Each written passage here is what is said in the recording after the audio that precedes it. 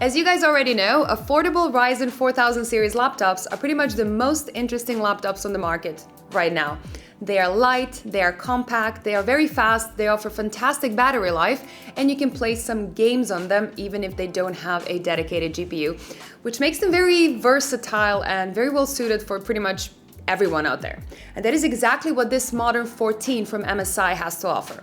Now, the price of this machine will depend on your configuration, but the most basic one will cost you around $650, and then it will pretty much go up from there.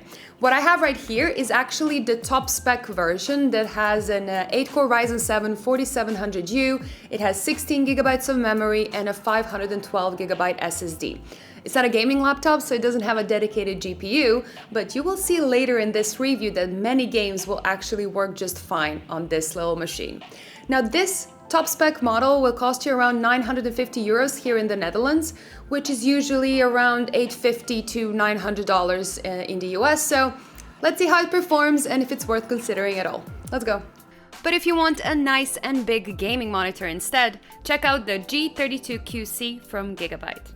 This 32-inch monitor with a curved VA panel, Quad HD resolution, and 165Hz refresh rate is pretty fast and great for gaming. It supports G-Sync and FreeSync, and it also comes with an excellent image quality thanks to its exceptional contrast and brightness. Did I mention it's also pretty affordable? Now check it out using the links in the description below. The first thing you notice about this Modern 14 is that it's a very thin and light 14-inch laptop.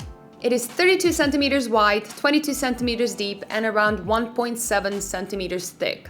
And when you add the weight of 1.3 kilos and a light and compact charger to that, you can see that this device is aimed at portability. Now, it is not the thinnest nor the lightest notebook on the market, but it is definitely way up there in the list. It has a very nice metal shell with a pretty good build quality.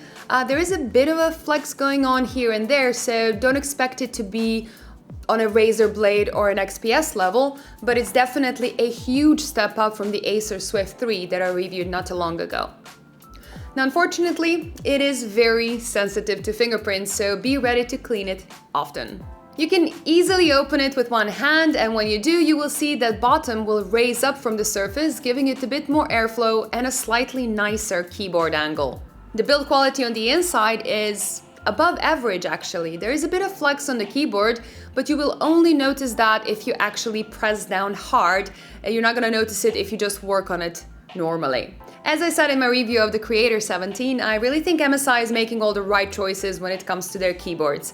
There is a clear font on the black keys with a clear white backlight. It is just so very easy to see everything, and it's nice and practical. Now, the keys themselves don't have that much travel, so it is a little bit lighter in use, but there is a nice tactile feedback present, making your typing experience quite okay. The same goes for the touchpad, which is good enough considering the price.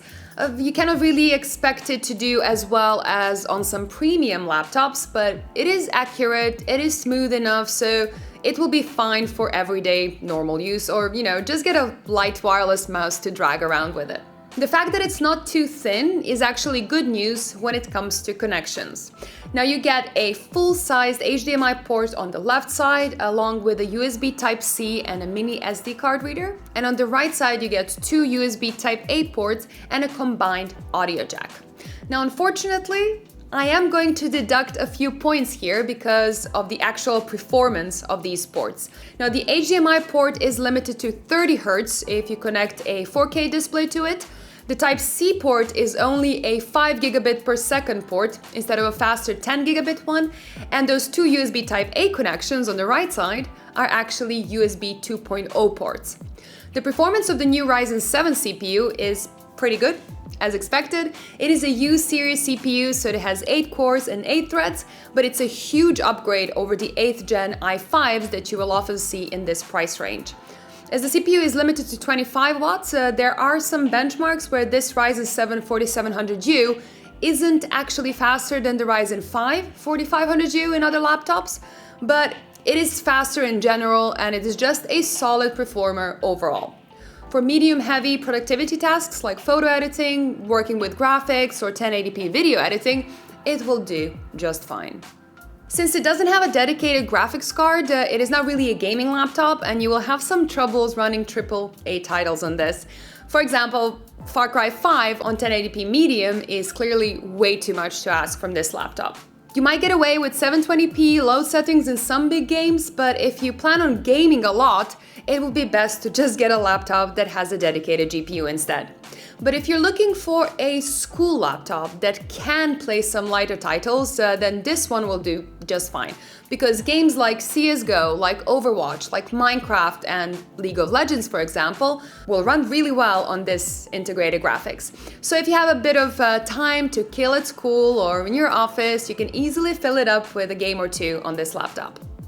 Now the battery is actually one of the main strengths of this laptop. You get over 6 hours in PC Mark productivity benchmark and around 8 hours and 45 minutes of just watching Netflix. If you stick to typing or internet browsing, you can actually get around 10 hours assuming you keep the brightness down to a reasonable level and you disable the keyboard backlight. So you can go through a whole work day on one battery charge. Thermal performance is good as well, which probably would not surprise anyone at this point, considering how efficient these new Ryzen CPUs are. The CPU gets to around 82 degrees Celsius in both CPU heavy workloads or gaming as well, and noise levels stay at a very, very respectable 40 decibels. You can just about hear it during some heavy workloads, but that really shouldn't bother anyone, and it does stay completely silent in light use. There does seem to be a small software issue going on with MSI's Dragon Center, as swapping between the default balance mode, high performance mode, or silent mode doesn't really seem to change anything. Clock speeds, temperatures, and noise levels all end up roughly on the same result.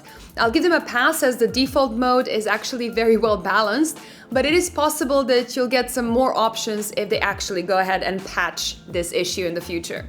Now, of course, the AMD CPU is pretty much responsible for these performance results, and with so many new Ryzen laptops coming out, I was really looking forward to see the results of the actual display, as that would kind of be a great way to set any laptop apart from the competition. But unfortunately, MSI decided to go for the cost-saving option here and installed a display with very disappointing color performance. 56% of sRGB color gamut is budget class at best, and due to the low gamut, other color accuracy scores are also quite bad, as it simply cannot display all the colors included in these tests. Maximum brightness is not that bad actually, standing at 352 nits, as many affordable laptops struggle to even get to 300, but the colors are just not good enough for any level of creative work. And while you should expect that from a $650 laptop, with higher spec like this one approaching the €1,000 mark, I just think it should have been better. Now, on the other hand, MSI did a really decent job when it comes to speakers, especially considering the price of this laptop. Now, don't expect a lot of bass or a shocking musical experience, but there is plenty of volume and it has an overall pleasant sound quality. Power will be your prison. This world is a prison. Now, most affordable laptops sound way worse. The webcam and the microphone are pretty much your standard mid-range components as well. They will get the job done, but just don't expect much more from them. Okay, well, I should have brushed my hair for this one. All right, so this is the test of the camera and of the onboard microphone. They're nothing super special, but as you can see, they're completely fine for an incidental conference call or whatever you need to do while you're working from home. Don't expect miracles, but for considering the price of this laptop, it's fine. Only a couple of screws hold it together, and they're all the same size, which is always nice to see. Once inside, you have access to all key components. You can clean the fan, you can replace the battery, you can replace the Wi-Fi chip, you can replace the SSD and actually replace both memory modules if you ever want to upgrade. A slot for a second SSD would have been nice, And unfortunately, it is a Wi-Fi 5 chip, so it would be wise to spend $20 or euros more to get an AX200 chip if you have Wi-Fi 6 at home. I don't really understand why they bother with a Wi-Fi 5 chip at all when Wi-Fi 6 chips are barely more expensive to purchase, and it just gives you another reason to look into other alternatives, in my opinion. And that's pretty much everything I wanted to say about this notebook, I think. I'm a little bit sad that MSI missed on a couple of serious downsides here. There are so many of these new AMD laptops currently on the market, and even a small mistake can make a difference between being the very best option or, just going for something else. If MSI used faster USB Type-A ports, a better display, and a Wi-Fi 6 chip instead, this would have been one of the best value laptops under $1,000 for pretty much everyone. Now, don't get me wrong, it's still a very decent laptop overall, and it does do some things better than other affordable options. The build quality is great, it has a nice finish, it has excellent performance, and a fantastic battery life, and actually a decent sound, which can justify that bit of a price premium.